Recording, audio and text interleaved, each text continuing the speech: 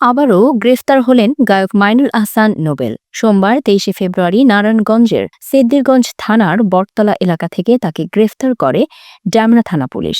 ডেমরা থানার duty officer Nazmul Alam বিষয়টি নিশ্চিত করেছেন। পুলিশ জানায়, একটি পুরনো মামলায় আদালত থেকেই নোবেল সহ 4 জনের নামে গ্রেফতারি পরোয়ানা জারি ছিল। ওই ওয়ারেন্ট তামিল করতে গিয়ে পুলিশ প্রধান আসামি হিসেবে নোবেলকে গ্রেফতার করে। বর্তমানে তাকে আদালতে পাঠানোর প্রক্রিয়া চলছে।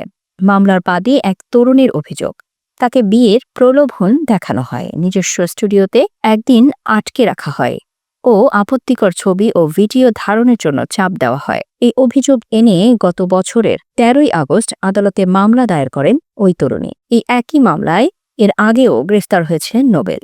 পরে মামলার অধিকতর তদন্তের দায়িত্ব দেওয়া হয় পিবিআইকে। গত 2রা ফেব্রুয়ারি তদন্ত প্রতিবেদন আদালতে দাখিল করা হয়। এরপরই আদালত নোবেল সহ 4 জনের বিরুদ্ধে গ্রেফতারি পরোয়ানা জারি করেন।